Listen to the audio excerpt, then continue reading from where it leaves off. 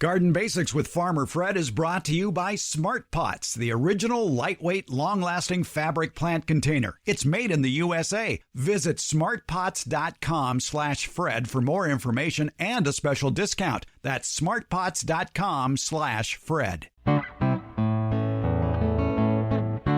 Welcome to the Garden Basics with Farmer Fred podcast. If you're just a beginning gardener or you want good gardening information, well, you've come to the right spot. The healthiest food you can eat is the food you grow yourself.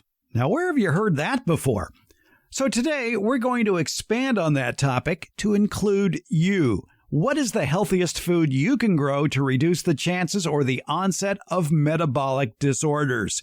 The Mayo Clinic defines this as a cluster of conditions that occur together, increasing your risk of heart disease, stroke, and type 2 diabetes. Culprits could include clogged arteries, elevated blood sugar levels, stress, and a lot more. These are all things that can lead to heart disease.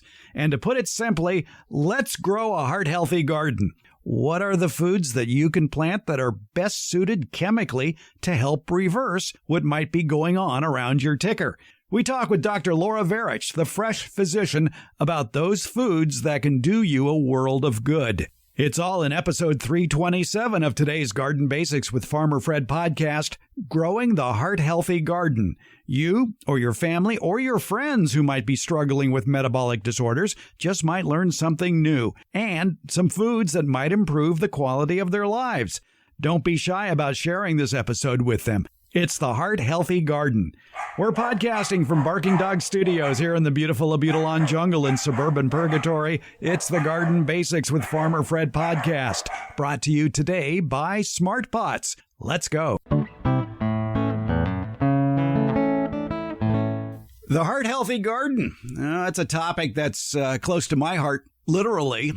After being diagnosed with 4 cholesterol-jammed heart arteries way back when in March 2012, I underwent quadruple coronary artery bypass graft surgery, cabbage as the surgeons like to call it, back in April of 2012. And by the way, at the same time as they're wheeling me into the operating room, they were saying, oh, by the way, did we tell you you have full-blown type 2 diabetes with an A1C of 10.4? Oh, well, thank you. The surgery went well, though. And the long road to healing from heart disease and diabetes began. And I have to tell you, a shout out to cardiac rehabilitation nurses. They do a fabulous job of curing you. Doctors tend to fix things. Rehab nurses tend to cure you. And I had an excellent cardiac rehab nurse who showed me the way of eating correctly, of eating the right foods. And it was a big help to where I have ended up, 60 pounds lighter. The arteries that now service my heart are still cholesterol free. Blood sugar levels can be a challenge sometimes because sometimes life just gets in the way. But I've figured out basically how to bring them back down. And I'll be glad to share that with you today. Also sharing with us today is Dr. Laura Varich. And she is the fresh physician who truly believes that you can make yourself a lot better if you just eat right and give up ultra-processed foods and eat the healthiest food possible. And as you know, favorite saying of mine these days is the healthiest food you can eat is the food you grow yourself. So this sounds like a match made in heaven. Dr. Laura Varich, welcome back to the program. Hi, Fred. So glad to be back. And you're right. The healthiest food that we can eat is what we grow. No doubt about it. It is more flavorful, for one thing. It is certainly more convenient, and it's darn more nutritious than store-bought food. But if that's all you can get, I would suggest a farmer's market as your first alternative and then the supermarket as the second one. And growing your own food, it's not cheap. It's not easy, but you know, the not easy part is good exercise. You can burn up to 7 calories a minute out in the garden working. So there's that. And as I'm also fond of saying, shut your mouth and move your feet. I like the way you put it. Basically, you can eat your way to health. Yes, that is absolutely true. my journey into being certified in lifestyle medicine, now speaking to people and educating people on their health through nutrition, mostly through lifestyle, but mostly through nutrition, shows us that we can prevent disease, we can halt disease, we can even reverse a lot of these chronic diseases that we have. So that is pretty amazing. Talk a little bit about your journey to where you were and where you are now, because a lot of it is personal in regards to your own health, but a lot of it too is what you were seeing as a clinician. And it's like, yeah, there's something strange going on when young people are coming down with diseases that used to be the purview of older people. Exactly. And that's really what got me looking into this, because I spent my career as a pediatric radiologist. So I was out there at Stanford, and that's when I first ran into your work and became a listener. And then we moved out here to Florida. It became very obvious over my career that the health of kids changed very, very dramatically. Even just in the last 10 years, it was obvious that I was seeing all kinds of disease that kids never had. If we saw a case, we'd say, this is weird. And now we were seeing it every day. And one of those things was that really struck me was autoimmune diseases, because that we have a lot of it in my family. I have it too. And the inflammatory bowel diseases like Crohn's disease and ulcerative colitis are very big in my family. And to see kids being diagnosed with those now at sort of the age of 6 and 7, that's a very hard life for those people. Those are tough diseases. So I started to look into that and what it was all about. And when I did, I saw that it really is about our lifestyle and primarily about our diet. I decided at that point to leave my practice and start just letting people know that there's so much we can do. And that's when I got my lifestyle certification. So I'm very, very passionate about this work. I think we all need to know that we have a lot of power over all this. All you got to do is eat as many natural whole foods as possible. It's so very true. It's amazing, though, how the quality of life has really worsened for ourselves and our families. In your website, freshphysician.com, you point out that the development of 10 of the top 15 major diseases affecting Americans today include things like obesity, diabetes, high blood pressure, high blood cholesterol levels, and, of course, the 2 leading causes of death, heart disease and cancer. And that is the unintended consequence of a Western diet that is heavy on ultra-processed food and not too big on eating fresh food. Yes, absolutely. That is correct. Yeah, this epidemic of overweight, obesity, and chronic disease that we're seeing now really began back in sort of the 1940s or so. These diseases really started escalating, and that was at the time that really these ultra-processed and convenience foods came on the market. And now we know that about 70% of our diet in America is ultra-processed foods. What's an ultra-processed food? Those packaged convenience foods with the long list of ingredients. The thing that really tips me off is if it has a long list of herbs and spices in it, I'm happy with that. But if it's a long list of ingredients of things that you have never heard of before, you don't know what they are, you wouldn't find them in your kitchen, that's an ultra-processed food. And of course, it includes our junk food, our fast food, all that stuff. But it's amazing that 70% of our diet in America is these foods now. And so this is where our health has really been put in jeopardy. And unfortunately, fast food, it's certainly not cheap, and it's not getting any cheaper, that's for sure. But it's convenient. And I think people are so stressed for time that they option for that instead of cooking a meal. But there have to be easier ways. There has to be easier ways to consume healthier food. And that's been one of the tenets of your website, freshphysician.com, because you include a lot of recipes. Right. I include recipes, a lot of recipes on there. And what I've really done is try to make them as healthful as possible. One of the main ideas there is to keep the saturated fat low and the sodium low. So those are a couple of the main things that we need to be watching out for in our diets.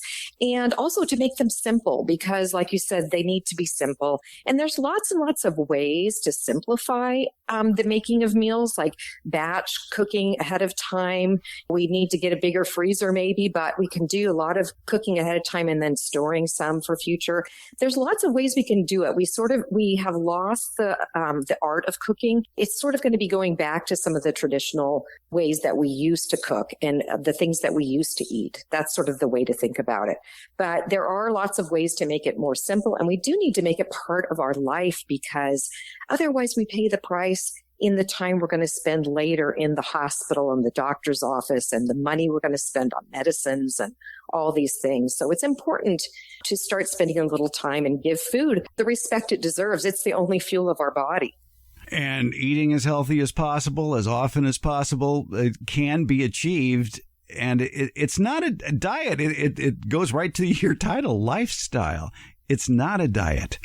Right. And I love the way that you said that, because what I try to tell people is that it's really important to just have your goal in mind and to keep moving that direction and just to do the very best you can. There is no perfection, and this isn't a diet, like you said, because it isn't that if you ate something bad today that, wasn't on your healthy food list, that you're done and you have to quit and I just can't do it. This is too hard. You just start eating healthier again at the next meal, right? And it's just going to be, this is how life goes. Things get in our way and maybe trip us up, but we just keep getting back on track and just keep trying to do better, having more of those whole plant foods. That's what we're looking for. I couldn't agree more. In fact, I have this big whiteboard with sticky notes on it. There's something like 50 sticky notes on it, just to inspire me to keep eating right and to keep exercising. And the number one sticky note on there in the upper left-hand corner says, write it down. And that is so important for helping you keep on the track you're on. When you use a program like MyFitnessPal or Calorie King or even just a notebook, writing down what you eat, and what's beautiful about the computer programs is they keep track of the calories, they keep track of the protein, they keep track of the carbohydrates, the sugar, the fiber, and all of that to help you say, whoa, I better slow down here with the cookies. It really works to get you to lose weight. And that's just a habit to develop that you do day in, day out. And the beauty of writing it down, when you flip the page, when you go to tomorrow, it's a blank slate. It's a brand new day. You're starting perfectly. Oh, I really, really like that. What a great idea. You're right, because every day we need to look at that. Maybe every meal we need to look at that as a blank slate. We're starting over. We can start fresh and do better and better and better. Yeah, we're human, and we're going to be, chowing down sometimes when we shouldn't be. But again, the words on the paper or the words on the computer can help you dial back a little bit. And of course, there's always exercise. Do you subscribe to the belief that you can consume more calories in a day the more you exercise? Well, I guess you could look at it that way. You could also look at it as you get you could lower your total calories for the day by getting some exercise. But one thing we know for sure is we cannot out-exercise a bad diet, right? It takes a lot to burn off 100 or 200 calories. That's a big, long workout, right? And we can eat that in 1 minute, 2 minutes. We really have to focus on, especially if we're talking about weight loss, we have to focus on what's going in. Exercise is critical for our health, no doubt about it. Keeps our vessels flexible and strong to allow the blood flow to our organs, prevents, everything, heart disease and Alzheimer's disease and stroke and all these other things. So exercise is critical. Weight loss, it is not going to be the key. The key is going to be what goes in our mouth. Exactly. And what it's doing to the inside to help your body help itself. It's amazing what we're learning about the biome, the microbiome, and what's going on in our gut and all the good things that can happen when you eat right. In your latest newsletter called Making Heart Choices, where you talk about heart health being the number one cause of death in our country, the good news is that even though the primary cause, which is a buildup of cholesterol in our blood vessels, develops over decades, we can halt the progression and even reverse this process. And you introduce us to a new word called phytosterols. What are phytosterols? Yeah, phytosterols are a really interesting chemical substance. Phyto means plant. Phytosterols are plant sterols. It is a version, the plant's version of what is the animal type of cholesterol. So what's really neat about phytosterols is that when we eat phytosterols and they come in our plant foods, we are going to actually be able to block cholesterol from being taken up into our bloodstream from our intestinal tract.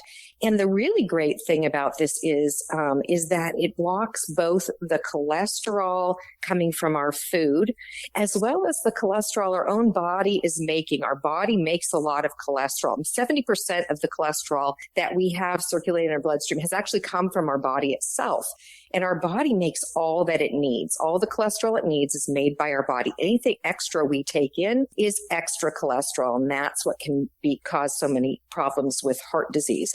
But about 70% is what our body makes itself. So if we eat these phytosterols, they actually block that cholesterol our own body made and puts into our intestine, which would then be reabsorbed up back into our body later on, blocks that even from getting taken up. So it really can, these phytosterols really can lower our cholesterol. And this is why plant foods are so important for being able to lower cholesterol. They actually block the uptake. The other thing about plant foods is they have a lot of fiber, and fiber actually hides some of those components like cholesterol and some of the fats and even some of the sugars in our food and carries it out of our bodies. So we have these couple things working for us from plant foods that help to lower our cholesterol. And you can see why if we're not eating a lot of plant foods and we're eating more ultra-processed foods and more animal foods, our cholesterol is going to go up. In my old blog page, The Farmer Fred Rant, I wrote years and years ago about the Heart Healthy Garden, and it was based on the crops that you can grow in your backyard garden that have the most soluble fiber. A lot of people think of fiber as just something that helps keep you regular, and that's insoluble fiber. But soluble fiber is part of fiber.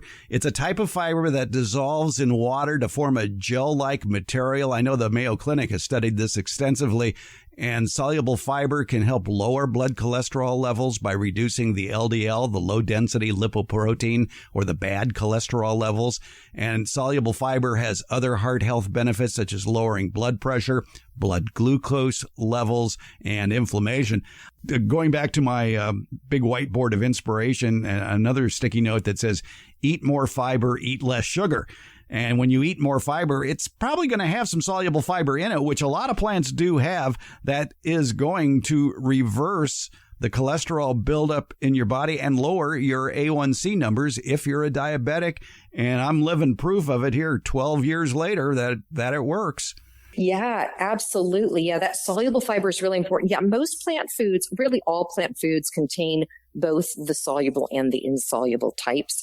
So yeah, anytime you're eating plant foods, you're getting some soluble fiber. There are some particular foods that are really good and really high in soluble fiber, and those are going to be our whole grains, right? And we think of oats because we've heard about oats over and over again for heart health. And this is one of the reasons they have a lot of soluble fiber in them, but other whole grains also.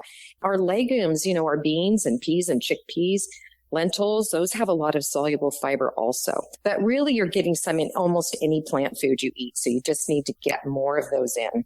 Yeah, whole grain can be kind of a deceiving title because in some cases, whole grain is not whole grain. I've gotten into the habit of buying my bread, not from the bread aisle, but from the freezer section, because I know that must contain some sort of living critters that are better for you as opposed to what's sitting on a shelf for who knows how long. And that is the true whole grain is maybe the bread that you would find in the freezer section. Yeah, I like that tip a lot. And I also have another tip for your readers because I think a lot of people are very confused about this whole grain thing. Harvard Medical School put out a guideline for us not that long ago that is really helpful. If you have a whole grain bag in your hand, say you have my favorite whole grain oat groats. You have that in your hand. That is a whole grain. You don't have to worry about its proportion of things. But so that's a whole grain product. But if you have a bread or a pasta, everybody wants to advertise that it's whole grain because we're thinking about that. But is it really a whole grain product, or is there just a little bit of whole grains in it? The way that they talked about figuring this out is a really helpful and easy to remember. It is, if you look at the label, what you're looking for is the carbohydrate to fiber ratio within that food being 10-1 or even more of the fiber. So carbohydrates 10 to fiber 1. So you can compare those two on your label and just see how much fiber it has, because that's what a whole grain would have, a 10-1 ratio. Oh, that's a great tip. All right. The 10-1 carbo to fiber ratio. I like that. That can help us out a lot when shopping. Bring your magnifying glass with you when you go to the store to start reading the small print on those labels. And it's really ticking me off that some products now are saying, you want more information? Here, scan this code and go to the website. No, I want the information right there on the bag. I agree with you. Who has time for that? Yeah.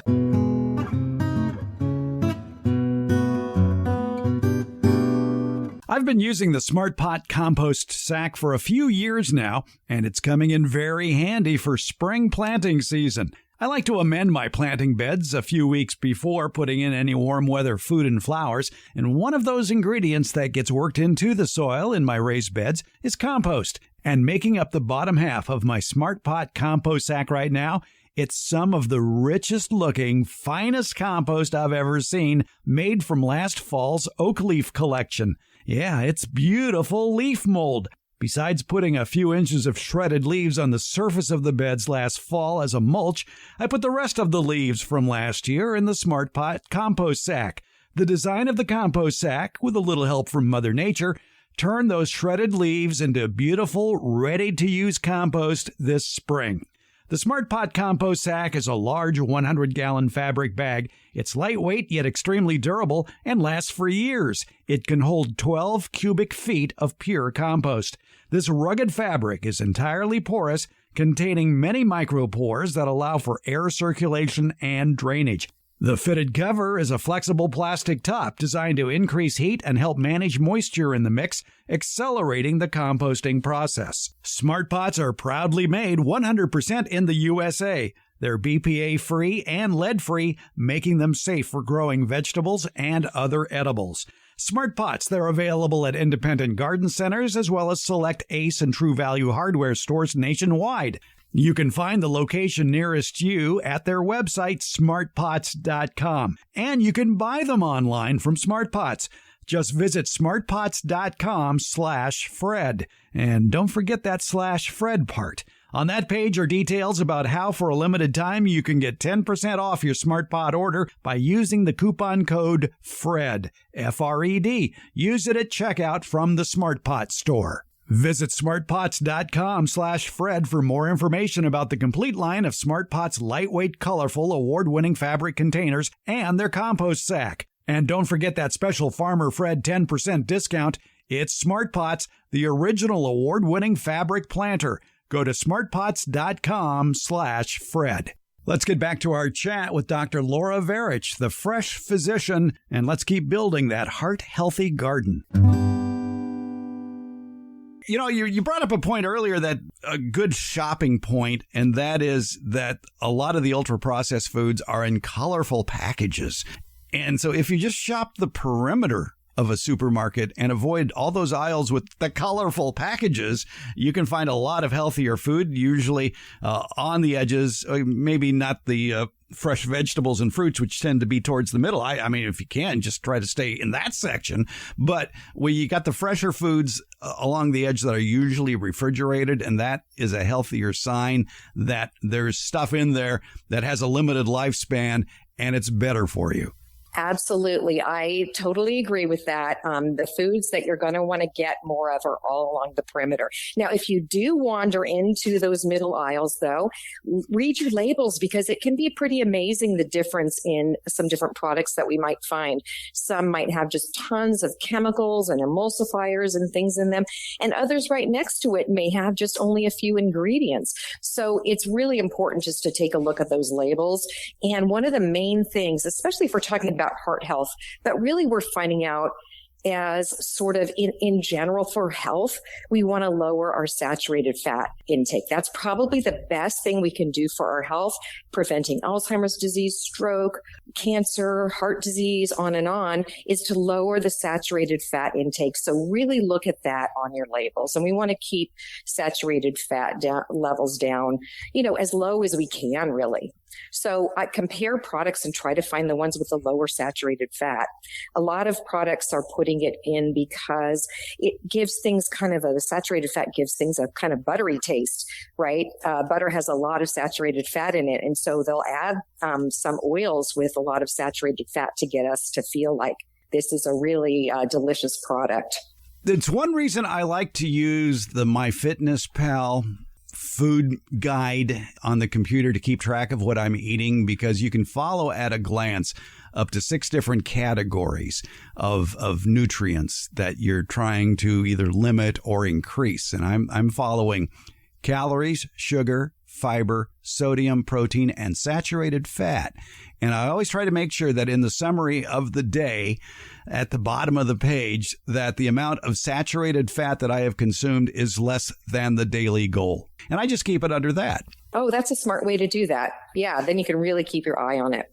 I don't think we can discount exercise in helping you get back on the road to wellness. And it doesn't have to be severe exercise. Now, some would say I'm an athlete. I am not an athlete. I'm just a guy that likes to ride my bike. And I do ride my bicycle about 100 miles a week.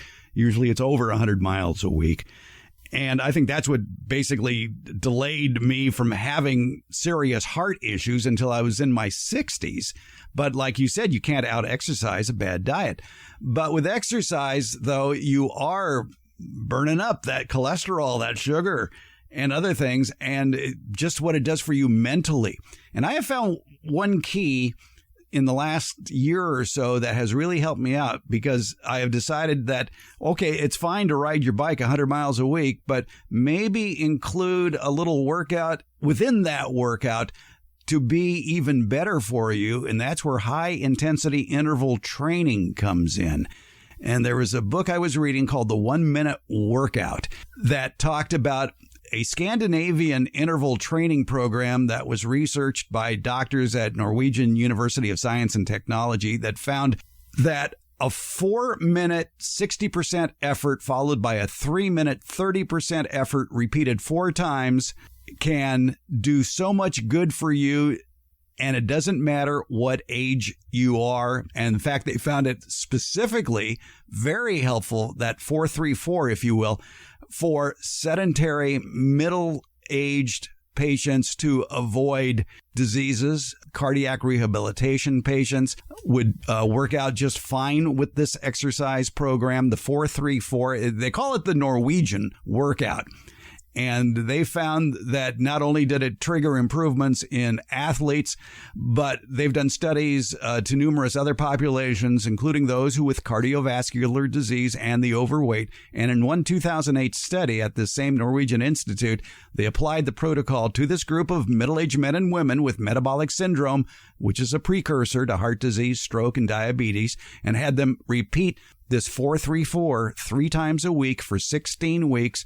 And the format was able to actually reverse the symptoms of metabolic syndrome.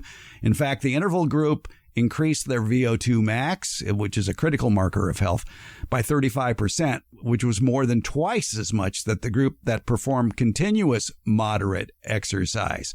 So it really has a lot of benefits in sedentary people who want to reverse the risk of metabolic syndrome. And again, it was called the Norwegian. And the book, again, is entitled The 1 Minute Workout by Martin Jabala, who is a researcher. And I just wanted to get that plug in there for the benefits of thinking about adding interval training to whatever you're doing, even if all you're doing is walking. If you just walk where you are going for 4 minutes at 60% of perceived effort, followed by 3 minutes at 30% effort, and you repeat that 4 times, you're going to feel better. Yeah, I like that. I'm going to get that book. I'm going to definitely check that one out. I started adding some interval training to my workouts not that far back, maybe a year or so ago. I find it so much more fun too. It makes the workout so much more interesting. Yeah, it does. And actually, I feel better after doing that. It just gave me a peace of mind, which is the other benefit of exercise. It clears your mind. I have a cycling jersey that says, bicycling is cheaper than therapy. It sure is, despite the increasing price of bicycles. It just clears your head out and makes you a happier person. Yes, for sure. And the price of bicycles goes up, but so does the price of therapy, doesn't it? Well, that, yeah. Time. And medical care, too. Yes. Don't blame yourself, folks, if you are suffering with these diseases, because a lot of it, I really believe it's the addictive nature of things like sugar, salt, and fats that you just want more and more of it. And for whatever reason, there isn't enough, I don't think, good research and publicity about the addictive nature of certain food ingredients. To me, right now, the big bugaboo in my life are potato chips, because like the old TV commercial used to say, you can't just eat one. You can't. Exactly. Well, there is a lot of information actually about this out there. There was an expose called Craving the Cookie. I think it was back in, I don't know the exact year. It might have been as far back as 2005 or 2009 or something like that, in the Chicago Tribune. And they basically exposed the food companies for what they were doing, which was brain research on people to try to figure out what flavor combinations were going to make our brains addicted to a food. So feeling like I need more, the typical addiction type of behaviors. I need more. I can't get enough. I'm thinking about it all the time. And that combination was sugar, fat, and salt. Now, sugar, fat, and salt in nature do not come together in any food package. So it is well known that this combination makes our brain go a little bit haywire, because those are the things that through evolution our bodies have craved, because they have the high calories or the nutrients that we need. So our brains know we need these, and they were hard to find.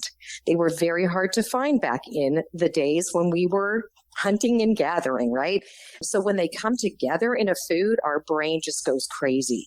And our brain thinks this is the best thing ever. And so, yes, it is hard to stop ourselves from eating that. Now, the best thing to do is to taper yourself off of those things, and you'll see that the cravings will decrease with time. You start to crave other things. I've noticed I crave now a lot of legumes. Who would have thought? Yeah, those foods are addicted, and they're designed that way.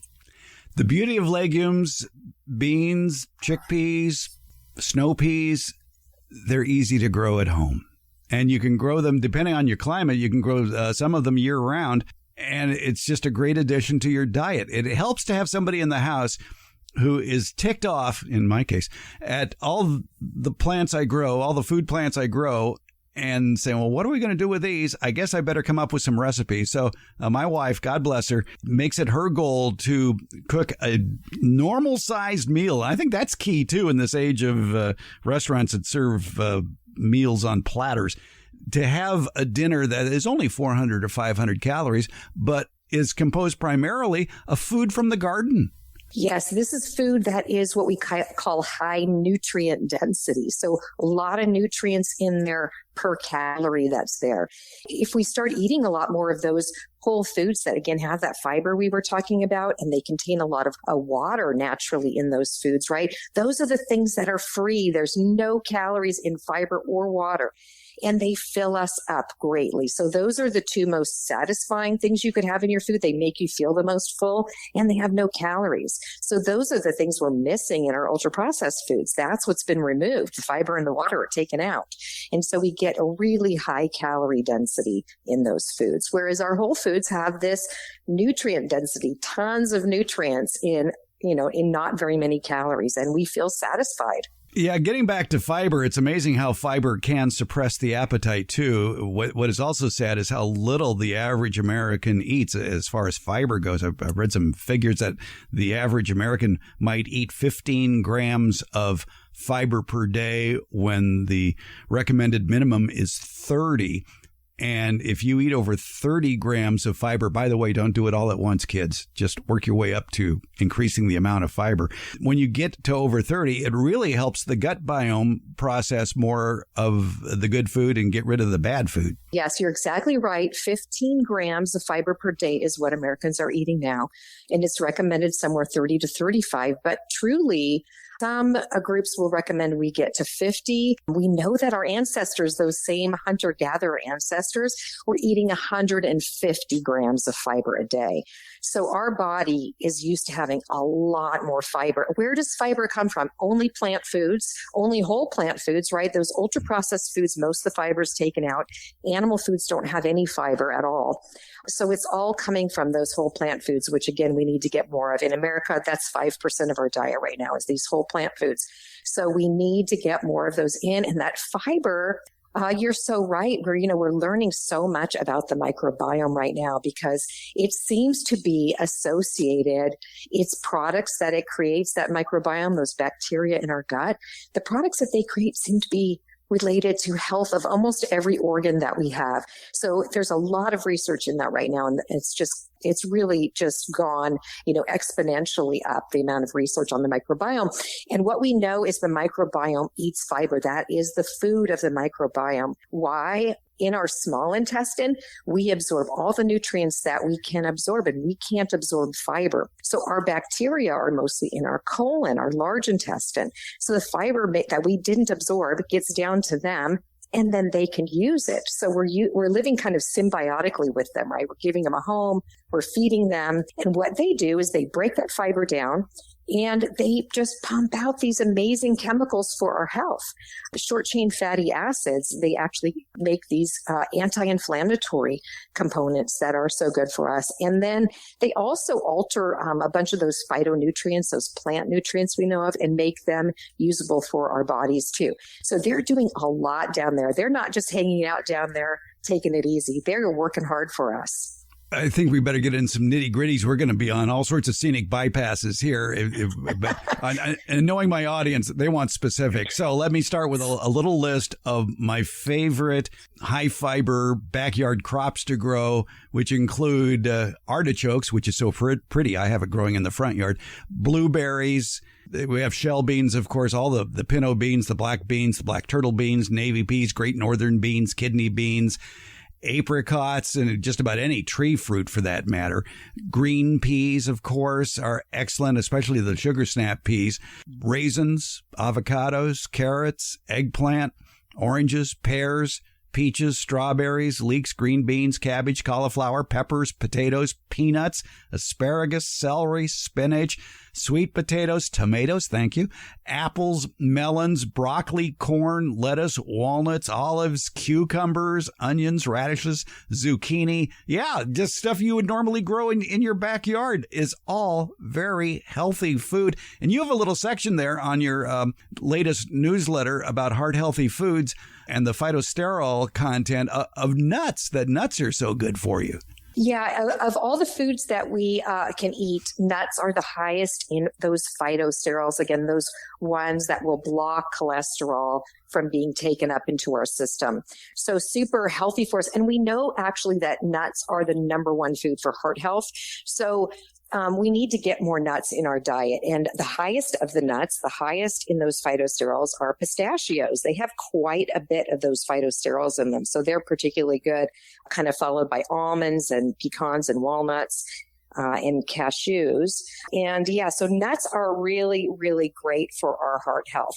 Now, when we talk about nuts, we're talking about all the research studies that have shown that nuts are great for our heart tell us that we should have a small handful of nuts every day.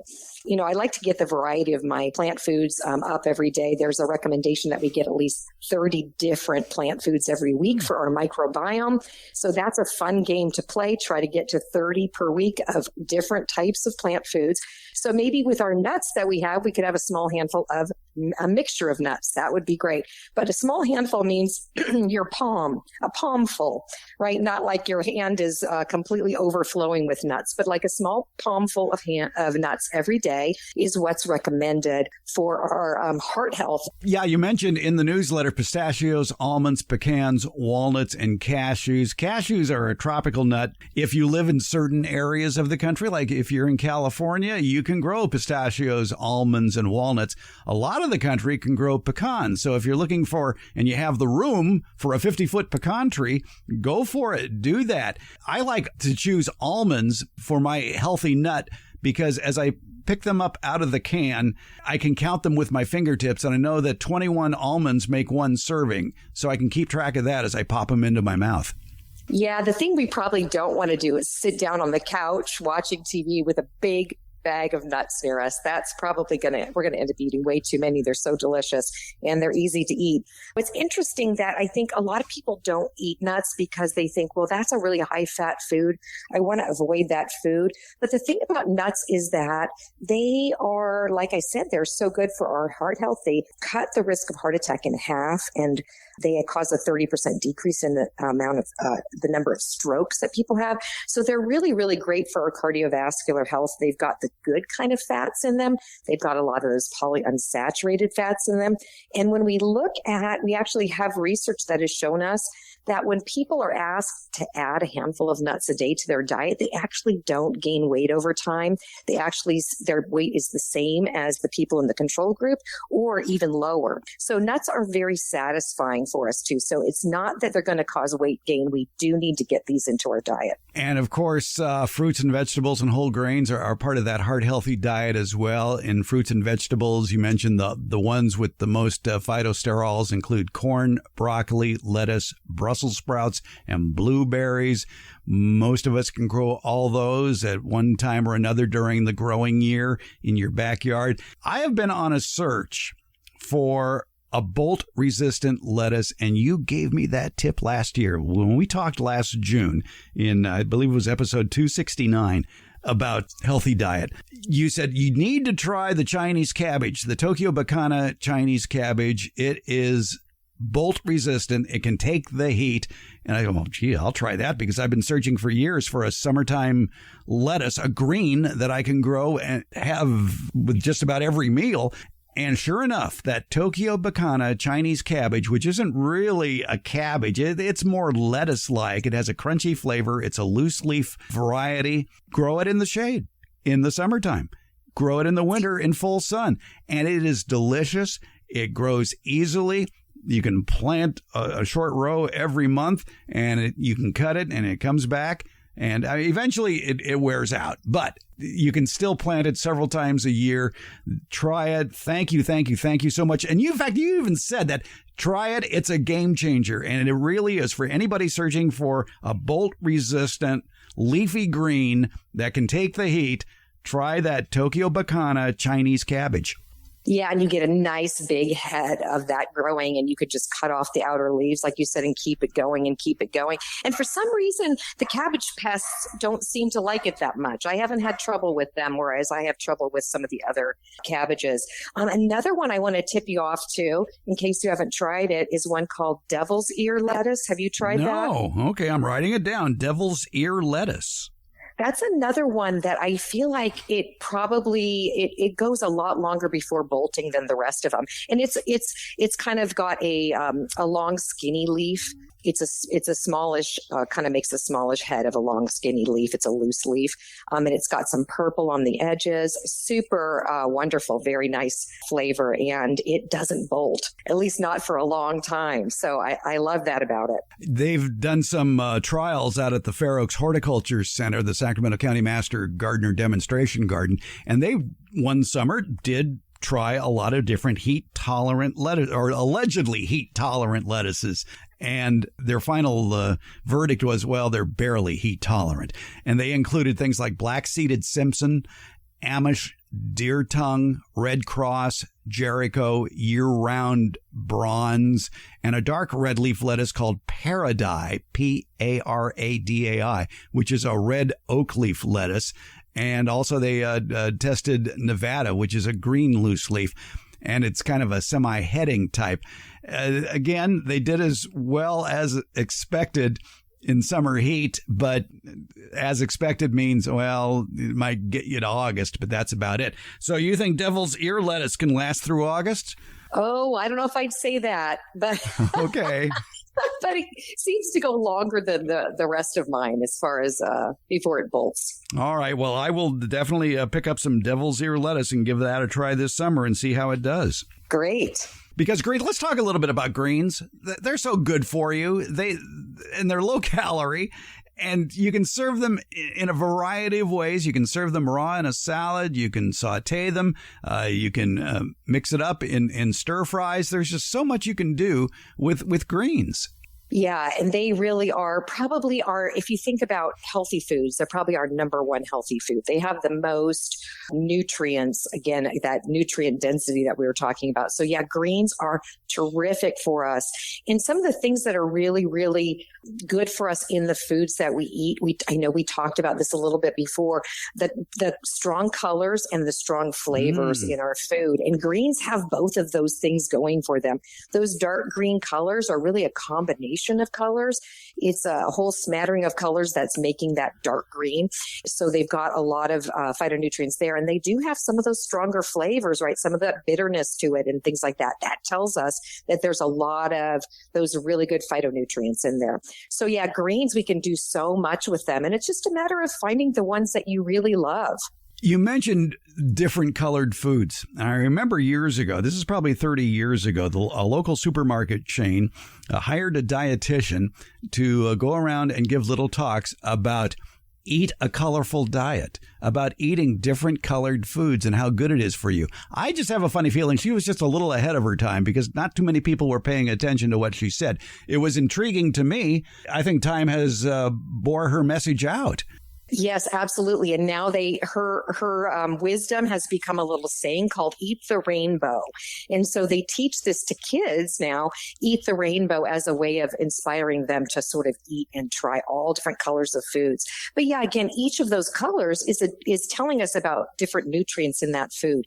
And we know we need them all. The more nutrients, different types of nutrients we're getting in, the more we can affect all the different disease processes that might be happening in our body. So yeah, getting all kinds of different colored foods in, really important. And I don't mean colored like your bag of M&Ms, those colors. I was going to bring that up, yes. But your colors in your natural foods, that's what we're talking about. Yeah, exactly. I mean, probably while we were talking about it, that was the image that most people had in their brain.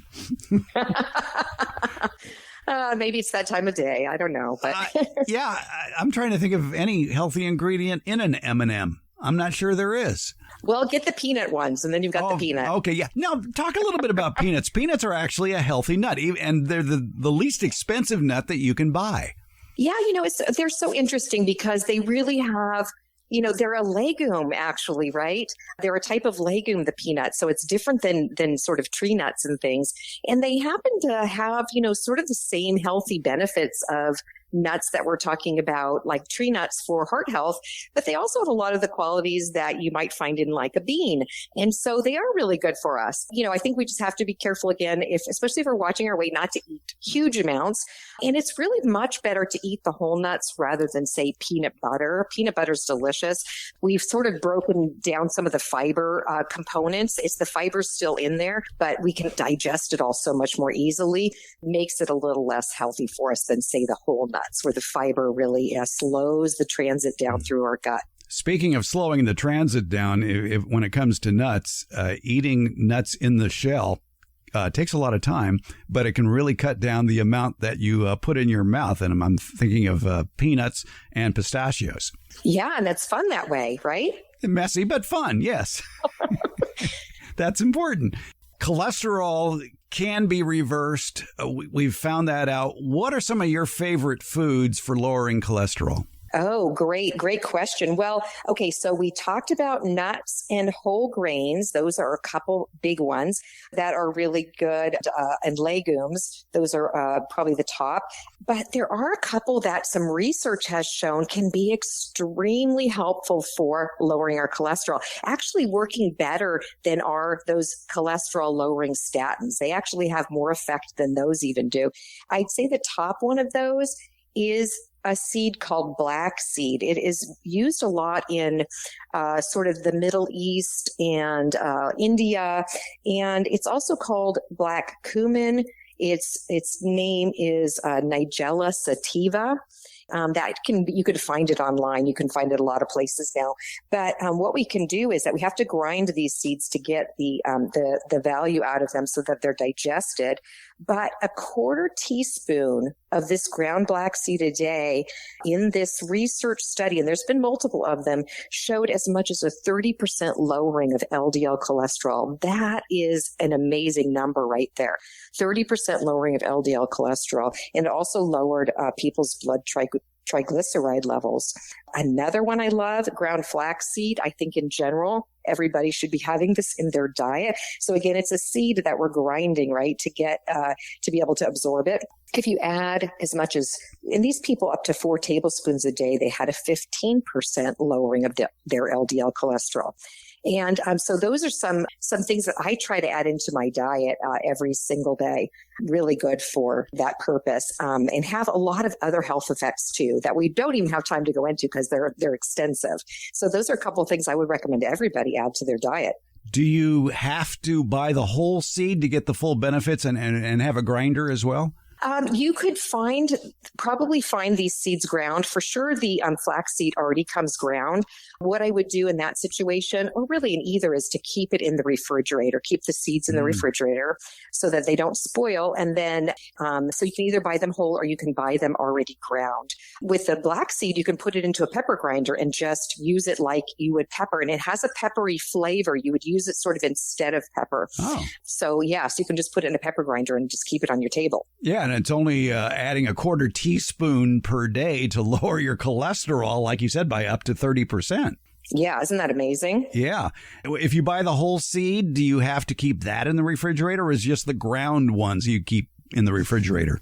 I keep them both, but if you don't have room in your refrigerator, because that does take up some space, the whole seed probably, if you buy smaller packages and so that you don't have a lot sitting around for a long period of time, that's probably fine. And these would be seasonings and easy to apply to any meal. Exactly. You can easily put those on any meal. And you see with the flaxseed, it doesn't really have any flavor, so it's easy to put in almost everything. The black seed can be a little trickier. Say, my husband doesn't like the taste of it too much. I haven't met many people that didn't like it, but he doesn't like pepper. So what we started doing was just getting those capsules that you can fill yourself. I grind it and then I just put it into some capsules. And I like that better than buying supplements because we know that the supplement industry is completely unregulated. We don't really know what's in our supplements. So I feel like if I buy the whole food and I just put it into some capsules, which is not very hard to do, that I know what's in those. And the capsule goes down with a glass of water, I would think. Exactly. Okay. All right. And well, that's interesting. Okay. I like that idea, too, for those. But he doesn't like the taste of pepper. Does he eat fresh peppers? Yes. Yeah, I think it's the black pepper. It's my favorite. All right. How would you describe the taste? You mentioned that ground black seed is also known as black cumin. So does it have that coriander type flavor? No, it's actually not related to cumin at all. It's a completely different plant. It's peppery. It has maybe a little bit of a pine taste to it. But it is, I think pleasing. I think it's delicious myself. So I recommend trying it out and see. I think you'll like it. All right. Pine nuts. I now have visions of Yule Gibbons in my head. All right. Eat a pine tree. Many parts are edible. Pine nuts. Yeah. Okay. All right. Tell us a little bit about freshphysician.com. You pointed out that this is your life's work as a lifestyle physician, if you will. There's a crying need for this as opposed to, I won't say opposed to going to a doctor, but doctors don't take many courses in nutrition and diet, and you really need a dietitian in your life or somebody who knows the ins and outs of food. Yeah, most of us didn't have any real training in nutrition in medical school. Luckily, that's changing a little bit. But even with that, usually people aren't getting a whole lot of that training. So yeah, what I do is sort of to supplement what your doctor does, because I think if you go to your doctor, a lot of times they're not going to know, a lot about the nutritional aspect. It's just not something that we learned in school. So yeah, the website was built to have kind of simple information to try to give people impactful information that they can actually do something about and apply to their lives. Like you said, there's a recipe section, and then I just have a whole bunch of information on there too. Some of it about gardening and the benefits of that. Some of it about different health topics like heart health and brain health and things like that. Just built to try to simplify these ideas for people so that they can apply them to their lives. And we can really all take our health back into our hands. And we should point out that you have a free newsletter as well. I do, and I would love it if people would sign up for that. My last one, as you said, was about heart health. And I try to put out a newsletter each month that really my focus every time I write a newsletter is I want people to leave with it thinking, okay, I have something in here that I can just do. I can apply it today to my life. I try to get to the latest research and kind of explain that to people. And so I hope I can reach more people. I'd love it. And you can sign up for her free newsletter at her homepage. Just scroll down. You'll find the link at freshphysician.com. Dr. Laura Varich, a very enlightening conversation today. So I will be looking at packages of bread that have a carbohydrate to fiber ratio of 10-1. I'm going to lower my saturated fat, eat 30 different plant foods per week, and try devil's ear lettuce. I love your checklist. That sounds great. Oh, well, thank you for everything you do, too. And thanks for being on Garden Basics today. Thank you. It was a pleasure as always.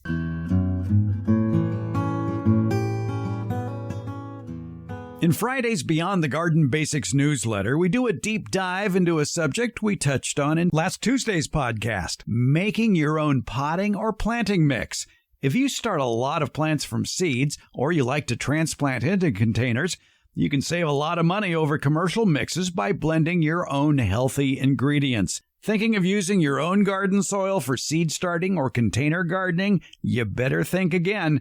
Your backyard dirt carries the risk of short-circuiting your garden efforts with soil pathogens such as disease spores, weed seeds, microscopic-sized pests, and insect eggs. Plus, blending potting mixes yourself, especially for starting seeds, is good for your emerging plants and your disappearing wallet. So, make your own planting mixes. We have lots of recipes in this week's Beyond the Garden Basics newsletter. It's on Substack. There's a link in today's show notes. You can also find it at the newsletter tab at the top of our homepage, gardenbasics.net. Or go to substack.com/gardenbasics. Think of it as your garden resource that goes beyond the basics. The Beyond the Garden Basics newsletter. Garden Basics with Farmer Fred comes out every Tuesday and Friday. It's brought to you by Smart Pots. It's Garden Basics, available wherever podcasts are handed out. For more information about the podcast and transcripts of the podcast, visit our website, gardenbasics.net. And that's where you'll also find out about the free Garden Basics newsletter, Beyond the Garden Basics. And thank you so much for listening.